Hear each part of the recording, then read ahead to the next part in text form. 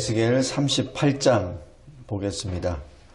에스겔 38장과 39장에서는 이 곡과 마곡이 등장합니다. 이 곡과 마곡은 이 요한계시록 마지막 이 더러운 개구리 같은 새 영이 들어와서 하나님을 대적하는, 그래서 그들이 대적하는 무리들을 모아서 모이는 곳이 바로 마곡, 그곳이죠.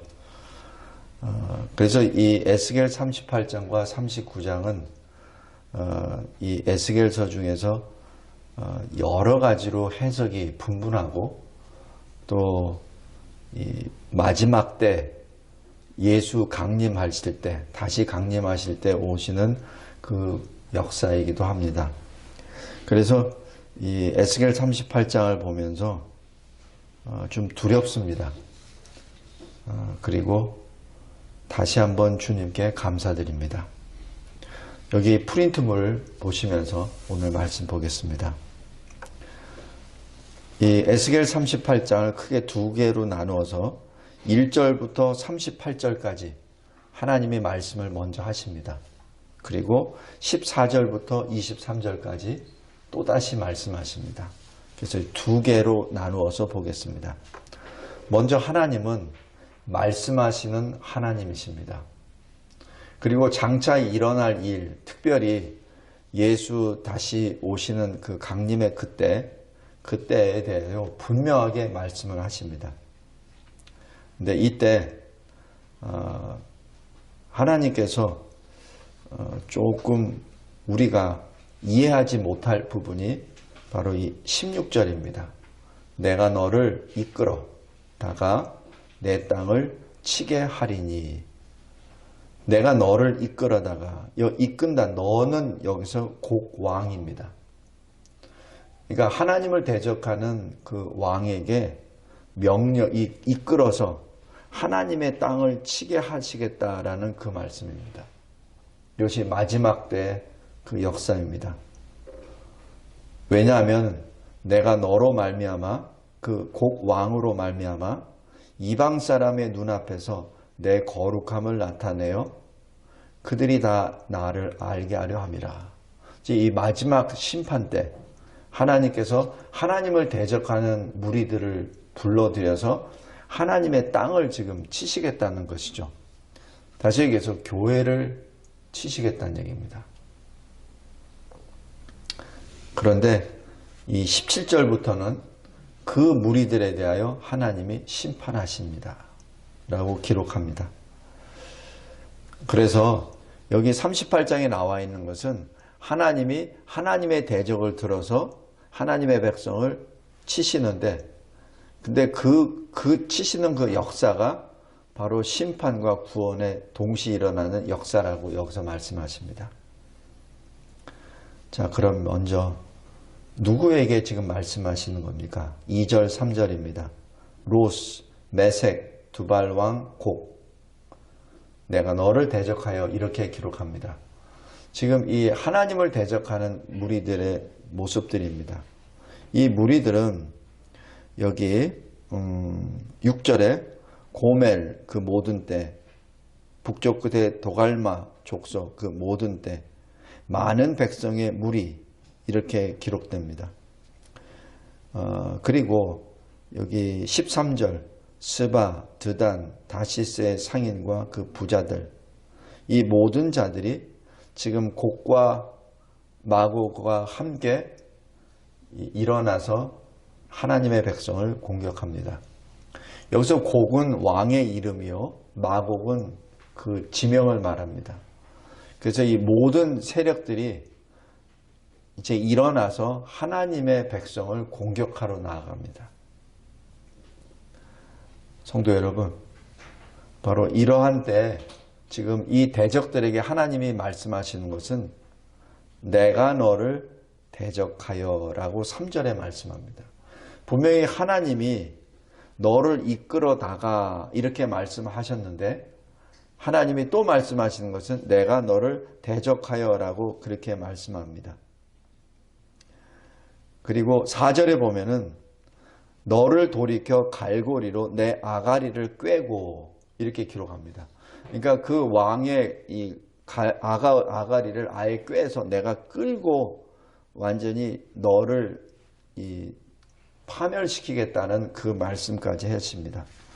그래서 언뜻 보면은 대적들에게는 굉장히 신나는 일이죠. 그러나 실은 혼돈과 두려움의 말씀입니다. 그러나 이 하나님의 사람들에게는 사실 두려움이죠.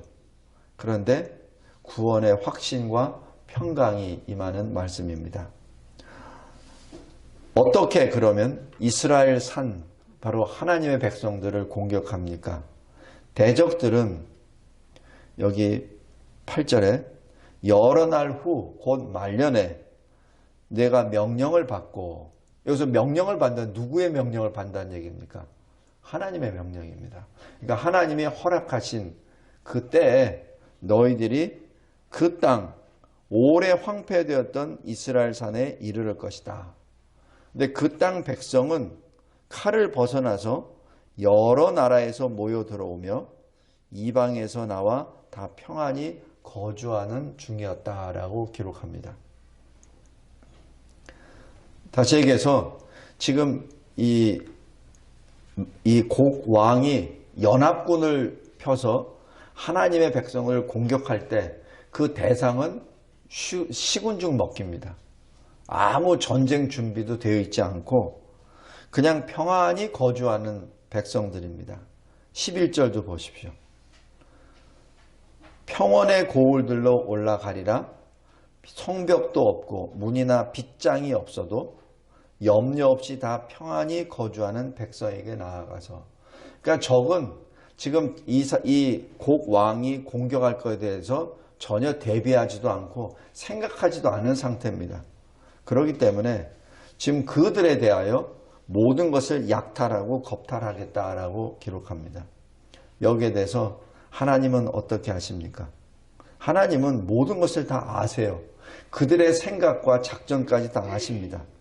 그래서 9절에 보시면 네 곡 왕이 올라오되 너와 내 모든 때와 너와 함께한 많은 백성이 광풍같이 이르고 구름같이 땅을 덮으리라. 아예 그렇게 다 아십니다. 그리고 13절에서도 그 주변에 이 같이 돕는 세력들, 부자들과 상인들 같이 전부 다 이 곡 왕을 돕죠. 이들이 함께 약탈할 것이다라는 것도 다 아십니다. 그러나 어떻게 됩니까? 여기 5절, 6절 끌어내리라. 끌어내리라. 그래서 시편 139편 2절에 모든 대적들의 생각을 아시는 하나님께서 이사야서 8장 9절의 말씀처럼 끝내 패망하리라 라고 말씀합니다.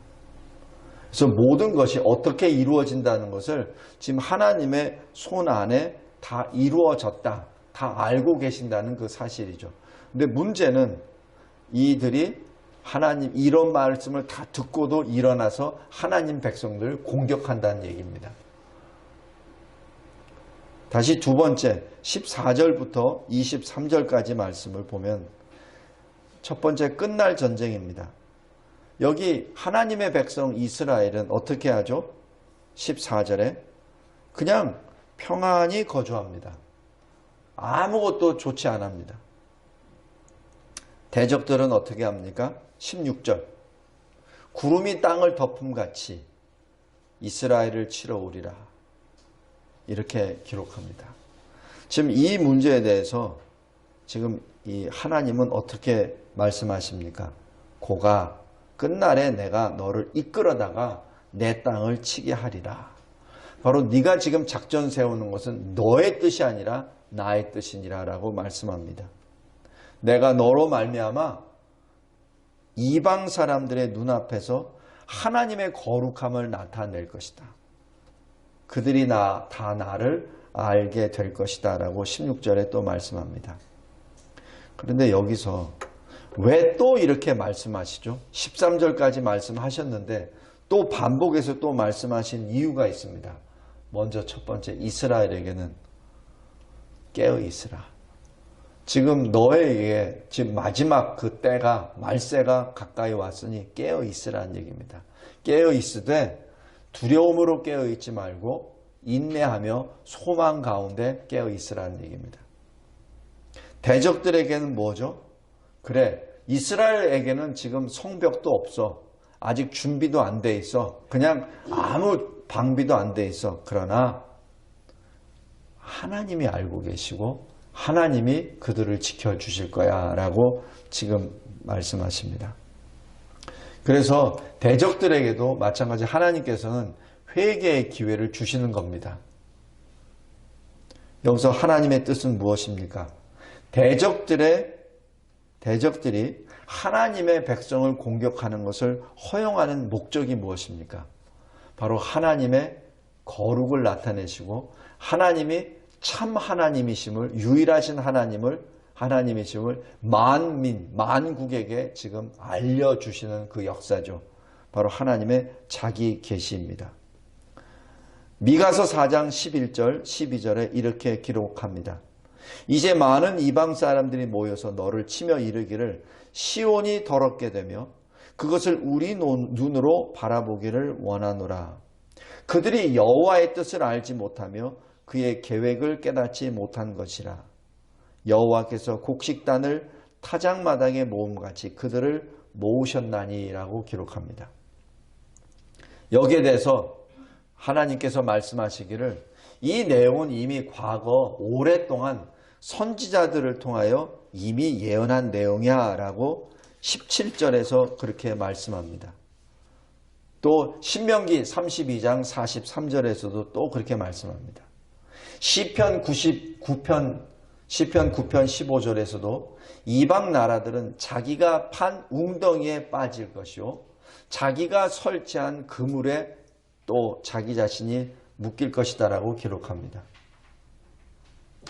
이렇게 모든 하나님의 선지자들이 똑같은 말씀을 계속 전하고 있습니다. 심지어는 요엘서 3장 1절에 내가 유다와 예루살렘 가운데서 사로잡힌 자를 돌아오게 할 그때라고 기록하며 이 마지막 때를 또한 말씀합니다. 이것이 바로 성령의 감동함을 받고 성령으로부터 하나님으로부터 받아 기록한 말씀이라는 증거이기도 합니다. 자, 그런데 이 놀라운 규모의 대적들, 하나님을 대적하는 하나님 백성의 원수들의 그 모든 결국은 멸망입니다. 왜냐하면 18절부터 20절까지 보면은 하나님이 그들을 결코 기뻐하지 아니하십니다. 그날에 곡이 이스라엘 땅을 치러 오면 내 노여움이 내 얼굴에 나타나리라. 말씀과 진노의 불을 내리시고라고 그렇게 기록합니다.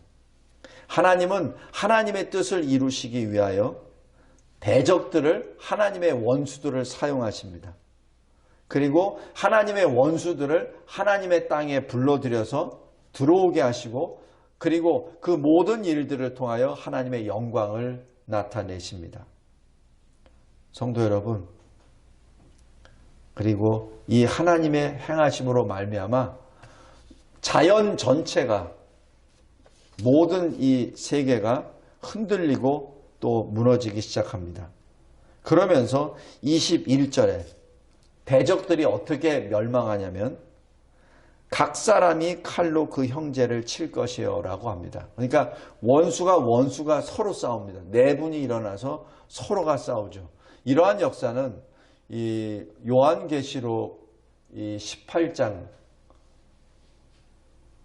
이 17장, 18장에서도 이 바벨론을 음녀라고 표현했을 때 그 음녀가 타고 다니던 짐승이 그 음녀를 죽이죠. 그래서 마찬가지입니다. 그 마지막은 하나님의 원수들이 서로 싸워서 서로가 죽입니다. 그러면서 멸망의 이 땅으로 들어가 버리죠. 요한계시록 20장 9절 10절에 이렇게 기록합니다.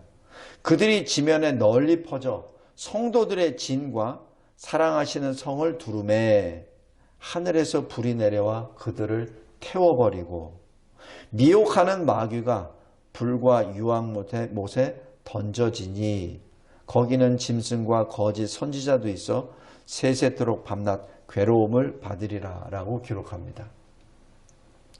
성도 여러분, 이 모든 일은 하나님의 영광을 나타내시기 위함입니다. 16절 23절에서도 내 거룩함을 나타내요. 내가 여호와인 줄을 그들이 알리라 라고 그렇게 결론을 맺습니다.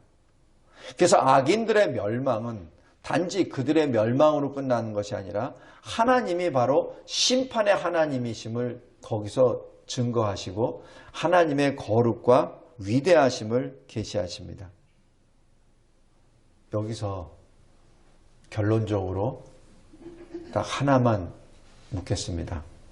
왜 하나님은 끝날에 자기 백성에게 환난을 허용하십니까? 왜? 그것이 오늘 에스겔 38장의 주제입니다. 왜 하나님은 마지막 날에 자기 백성에게 이러한 환난을 허용하십니까? 첫 번째, 여기 11절 보십시오. 성벽도 없고 문이나 빗장이 없어도 염려 없이 다 평안히 거주하는 백성이라고 기록합니다. 성도 여러분, 어찌 보면은 하나님을 온전히 의지해서 아무 대책도 세우지 않고 하나님이 우리를 지켜주실 거니까 그냥 아무 생각 없이 그냥 평안히 사는 것처럼 보여요. 그런데 왜 그런 하나님을 믿고 하나님을 전적으로 신뢰하는 하나님의 백성들을 왜 이렇게 환난의 구렁이에 이게 던져버리십니까? 그것은 우리 데살로니가 전서 5장 한번 보시기 바랍니다.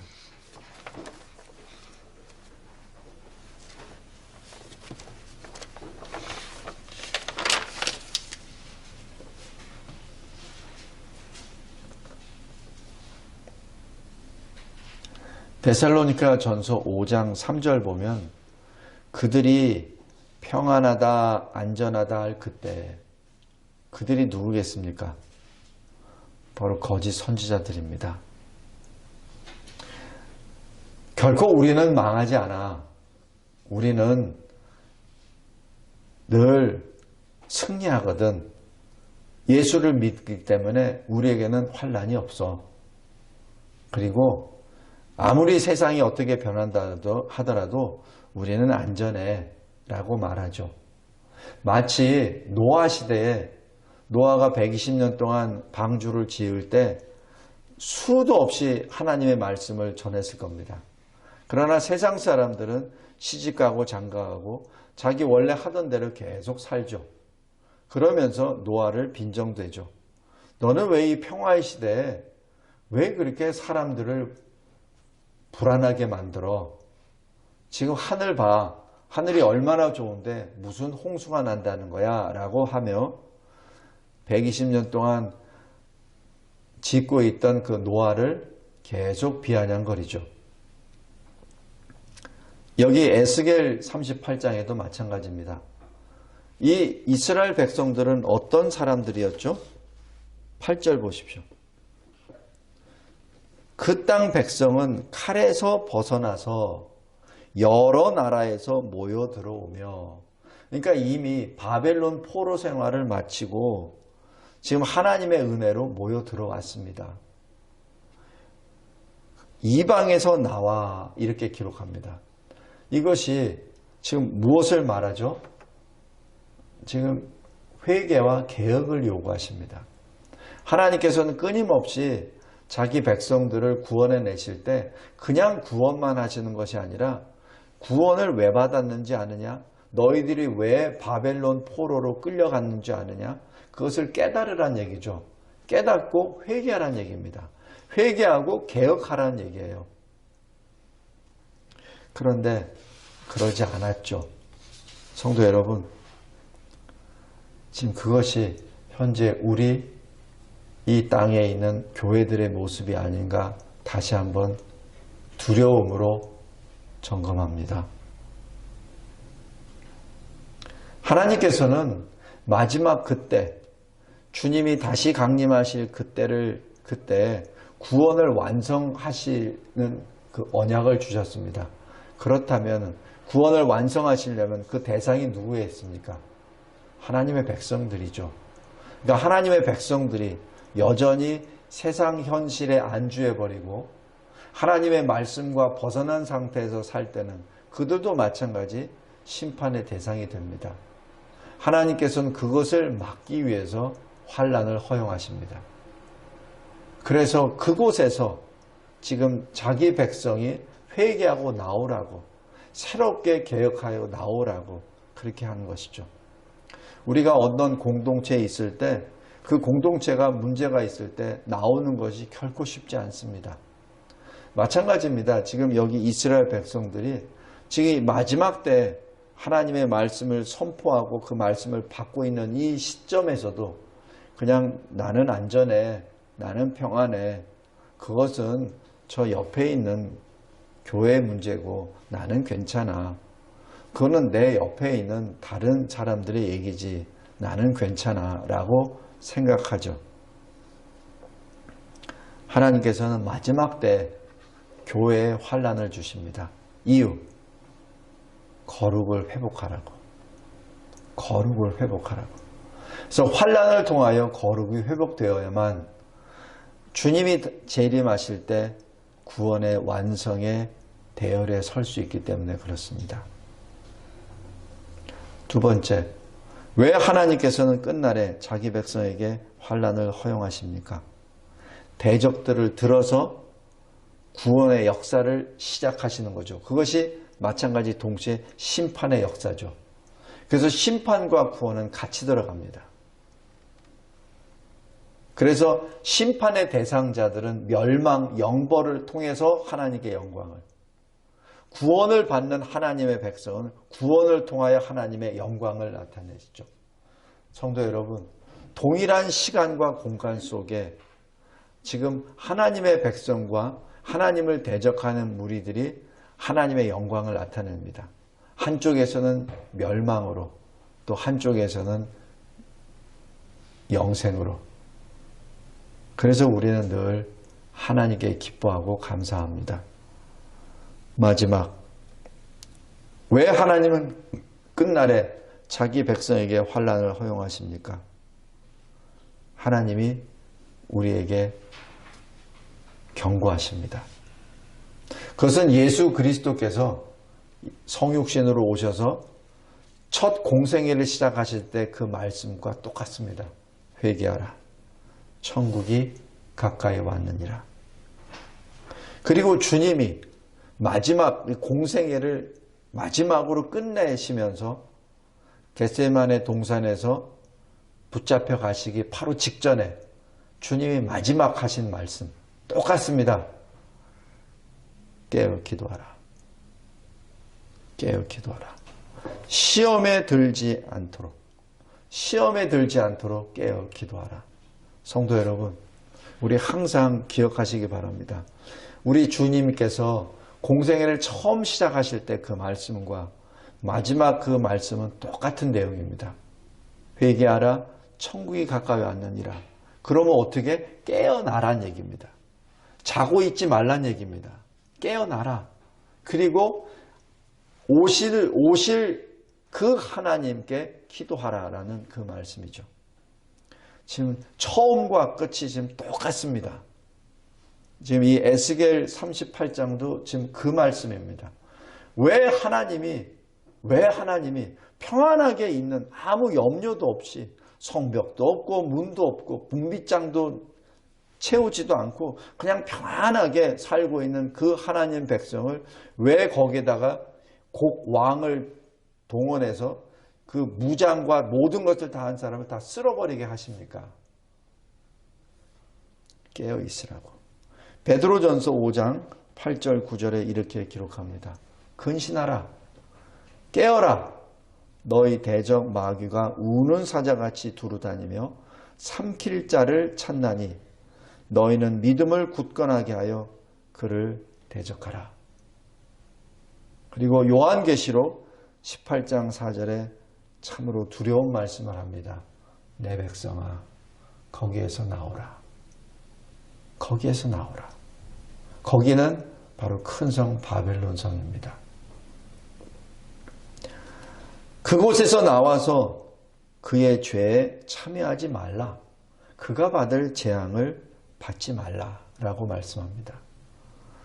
성도 여러분, 지금 에스겔 38장에 언뜻 보면은 앞뒤가 맞지 않아요. 어떻게 하나님이 실컷 자기 백성 땅을 공격하게 해놓고 또 그것을 가지고 또 거기서 실컷 치라고 명령하신 그 하나님이 그 대적들을 또 벌하십니까? 말이 안 돼요. 그런데 여기에는 굉장히 숨은 뜻이 있습니다. 가장 큰 원인, 바로 저와 여러분을 깨우기 위함입니다. 저와 여러분을 깨우기 위함입니다.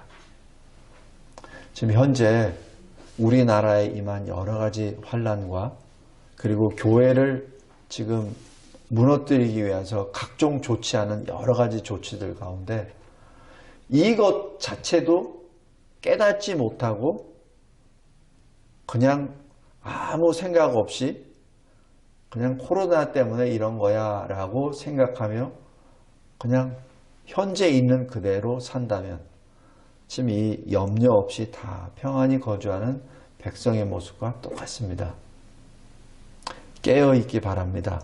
깨어있을 때 지금 주님께서 하나님께서 에스겔 선지자에게 이 38장 말씀을 주십니다. 그러면은 깨어있는 백성은 지금 어떻게 하겠습니까? 하나님께 기도하겠죠. 근데 깨어있지 않는 백성은 어떻게 하죠? 그냥 바벨론도 좋은 거예요. 하나님이 이렇게 살아라 하셨으니까 여기서 평안히 살지. 왜 바벨론에 갔는지도 모르고 또 언제 풀려날지도 모르고 그러면 풀려날 때 그냥 70년만 채우면 땡. 그러면 하나님이 70년 후에 그냥 풀어주니까 나는 좋네 라고만 생각한다면 그것은 큰 착오입니다. 70년 동안 하나님이 요구하시는 게 있어요. 그리고 하나님이 예루살렘으로 다시 귀환시키신 다음에 하나님이 요구하시는 게 있어요. 지금 그 요구하는 것을 전혀 깨닫지 못하고 그냥 좋은 게 좋네. 하나님이 때가 되면 풀어주시겠지. 그리고 하나님이 계시니까 우리는 걱정 없지 라고 생각만 할 때는 참으로 안타까운 사건들이 벌어집니다. 어떻게? 매를 맞는 수밖에 없죠. 언제까지? 깨어날 때까지. 성도 여러분, 깨어나기 바랍니다. 그리고 이 시대가 지금 하나님이 코로나도 허용하신 거예요. 왜 허용하셨습니까? 그리고 하나님께서 교회의 핍박도 허용하셨어요.